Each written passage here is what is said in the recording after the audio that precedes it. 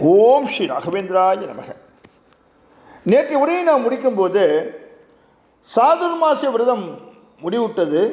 அடுத்தபடியாக தனது பயணத்தை ஆதோனியை நோக்கி ஸ்ரீ ராகவேந்தர் துவக்கினார் என்றும், அந்த பயணத்தின் போதுதான் வெங்கண்ணாவை சந்தித்தார் என்ற ஒரு சுவாரஸ்யமான நிகழ்வோடு நேற்று உரையை முடித்திருந்தோம். வாருங்கள், அந்த சுவாரஸ்யமான நிகழ்வுக்குள் நாம் செல்லலாம். ரைச்சூருக்கு மிக அருகாமையில் ஆதோனி சமஸ்தானம் அமைந்திருந்தது. அந்த சமஸ்தானத்திலே கண்டநதி என்கின்ற சிறிய கிராமம் இருந்தது. அந்த கிராமத்திலே வெங்கண்ணா என்கின்ற ஏழை அந்தன சிறுவன் வசித்து வந்தான். பாவம் வெங்கண்ணா இளம் பிரயாத்தில் இருக்கும்போதே தனது தாய் தந்தையை இருந்து விட்டான். பெற்றோரற்ற வெங்கண்ணா தனது தாய்மாமா வீட்டில் வளர்ந்து வரலானார்.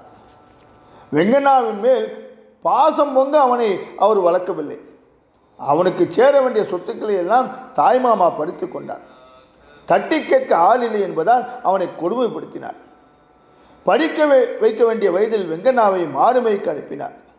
படித்து விட்டால் அவனுக்கு எல்லா விவரமும் புரிந்துவிடும், அதனால் அவனை மூடனாகவே வளர்க்க வேண்டும் என்ற எண்ணம் கொண்டு கண்டநதியை அடுத்திருந்த காட்டில் மாடுகளை மேய்க்க அனுப்பினார். அவனை ஒத்த சிறுவர்கள் படிப்பதை பார்க்கும்போது வெங்கண்ணாவுக்கு மனம் இயங்கும். ஆனாலும் தாய்மாமாவின் கட்டளையை மீற முடியாமல் காட்டுக்கு சென்று மாடுகளை மேய்த்து வரலானார்.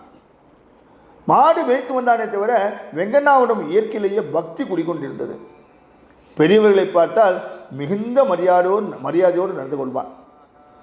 தன்னை போல காட்டிற்கு மாடு மேய்க்க வரும் மற்ற சிறுவர்களோடு நட்புரிமையோடு பாசத்தோடு பழகுவான்.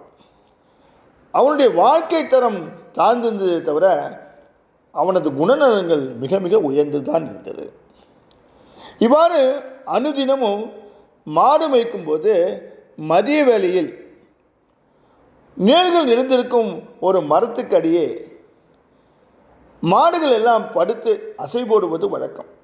அந்த நேரத்தில் தாம் கையில் கொண்டு வந்திருந்த அந்த கட்டு சாதத்தை உண்டுவிட்டு வெங்கண்ணா உட்பட மற்ற சிறுவர்களும் அங்கே சற்று நேரம் உறங்குவார்கள். அப்படி ஒரு நாள் அரச மரத்தடியில் வெங்கண்ணா படுத்து அயர்ந்து உறங்கிக் கொண்டிருந்தான். நேரமாகிக் கொண்டே இருந்தது. வெங்கண்ணா தூங்கிக் கொண்டே இருந்தான். மற்ற சிறுவர்கள் எல்லாம் கண் விழித்து பார்த்தார்கள். வெங்கண்ணாவை பார்த்தவுடன் பயந்து போனார்கள். ஆம், அந்த அரசமர பொந்திலிருந்து ஒரு கருநாகம் உறங்கிக் கொண்டிருந்த வெங்கண்ணாவின் மேல் சுருட்டி படுத்து படமெடுத்து ஆடிக்கொண்டிருந்தது. மற்ற சிறுவர்களெல்லாம் நடுக்கம் கண்டார்கள். வெங்கண்ணாவோ அசையாது படுத்திருந்தான். வெங்கண்ணா பாம்பு கடித்து இறந்து விட்டான் என்ற முடிவுக்கு நண்பர்கள் எல்லாம் அவர்கள் அந்த முடிவுக்கு வந்துவிட்டு ஊரை நோக்கி ஓடினார்கள். வெங்கண்ணாவின் தாய்மாமனிடம் விஷயத்தை சொன்னதும் ஓவென்று அழினார். அடே, இன்னும் கொஞ்சம் வயதான உன்னை ஏமாற்றி உன்னிடம் இருக்கும் சொத்துக்களை என்னோட பேரில் மாற்றிக்கலான்னு நான் நினச்சேனே, அந்த ஆசையில் மண்ணெண்ணி போட்டு விட்டாய பாவி என்று மனதுக்குள்ளே அரற்றிக்கொண்டு மற்ற சிறுவர்களோடு காட்டை நோக்கி அவர் ஓடினார். அரச மரத்தடியில் வெங்கண்ணா முன்னை போல அதே நிலைமையில் இருந்தான். ஆனால் கருநாகம் சென்று விட்டிருந்தது. வெங்கண்ணாவை அனைவரும் நெருங்கி ஆளுக்கு ஒரு பக்கம் தூக்கினார்கள். உறக்கத்தின் பிடியில் இருந்த வெங்கண்ணா அப்போதுதான் விடுபட்டான். உடனே கண் விழித்தான். அதை பார்த்ததும் ஐயா, வெங்கண்ணா இறக்கவில்லை என்று எல்லோரும் சந்தோஷ கூச்சலிட்டார்கள். வெங்கண்ணாவின் தாய்மாமனுக்கு மகிழ்ச்சி கரைபுரண்டு ஓடியது. ஆனால் அவரது மகிழ்ச்சி வேறு காரணத்துக்காக ஏற்பட்டது. மாடுகளை மற்ற சிறுவர்களை ஓட்டி வருமாறு கூறிவிட்டு வெங்கண்ணாவை அழைத்து சென்றார் தாய்மாமா. இறந்து விட்டான் என்று நினைத்த வெங்கண்ணா பிழைத்தானே என்றில்லாமல் வீட்டுக்கு வந்ததும் அவனை ஓங்கி அடிக்க ஆரம்பித்தார். பாவி பயிலே, மதிய நேரத்தில் உனக்கு என்னடா அப்படி ஒரு தூக்கம்? கொஞ்ச நேரத்தில் என்னை கதிகலங்க வைத்து விட்டாயே. இனிமேல் நீ மதிய வேலை தூங்கவே கூடாது. தூங்கினால் உன்னை கொன்று விடுவேன் என்று அவனை பயமுறுத்தினார் தாய்மாமன். ஆறுதல் கூறி அரவணைத்து கொள்ள வேண்டிய தாய்மாமன் அவ்வாறு இல்லாவிட்டாலும் அடிக்காமலும் மிரட்டல் கொடுக்காமலும் இருந்திருக்கலாம் அல்லவா? பாவம் வெங்கண்ணா. இதனால் அடுத்த நாளிலிருந்து மற்ற சிறுவர்கள் உறங்கிய போதும் வெங்கண்ணா விழித்தவாறே அமர்ந்திருந்தான். இவ்வாறு ஒரு நாள் சாதுர்மாச விரதத்தை எல்லாம் முடித்துக்கொண்டு ஆதோனி சமஸ்தானத்தில் பயணத்தை மேற்கொண்டு அந்த காட்டு வழி பாதையில் தமது சிஷ்யர்களோடு ஸ்ரீ ராகவேந்தர் வந்து கொண்டிருந்தார். அவரை கண்ட வெங்கண்ணா மனதில் பரவசம் பொங்க அவரிடம் ஓடினான்.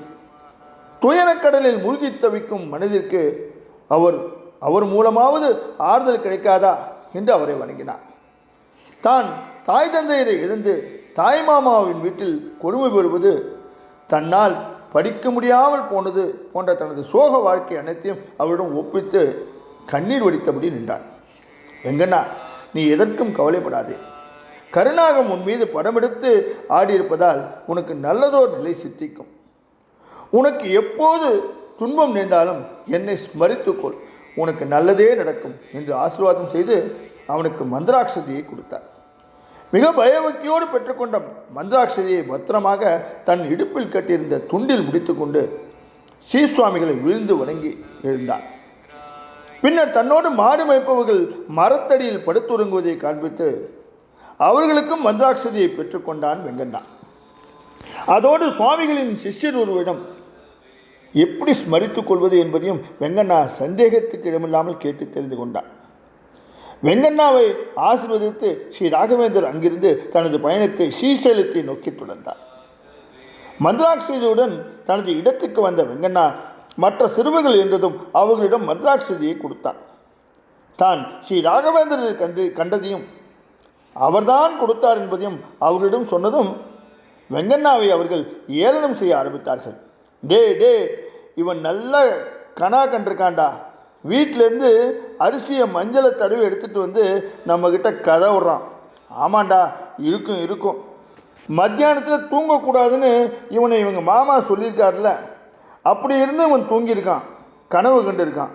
கூட இருந்த சிறுவர்கள் இப்படியெல்லாம் சொன்னதும் வெங்கண்ணா மௌனமான். அன்றிலிருந்து அவர்களோடு கூட அனாவசியமாக பேசாமல் தனது நினைவை எல்லாம் ஸ்ரீ ராகவேந்திரரின் மேலேயே மிதக்க விட்டார். வெங்கண்ணாவின் கதையை இப்போது இதோடு நிறுத்திக் கொள்கின்றோம். ஸ்ரீ ராகவேந்திரர் ஸ்ரீசைலம் சென்று கொண்டிருக்கின்றார். அவரை நாம் பின்தொடர்வோம். வெங்கண்ணாவை இன்னும் சில நாட்களுக்கு பிறகு மனநிறைவோடு திவானாக அவரை நாம் பார்க்க இருக்கின்றோம், வியக்கப் போகின்றோம். அதுவரை ஸ்ரீ ராகவேந்திரரின் யாத்திரையில் நாமும் பங்கு கொள்வோம். இன்று விரிந்து நாளை சந்திப்போமா? ஓம் ஸ்ரீ ராகவேந்திராய நமக. ஓம் ஸ்ரீ ராகவேந்திராய நமக. ஓம் ஸ்ரீ ராகவேந்திராய நமக.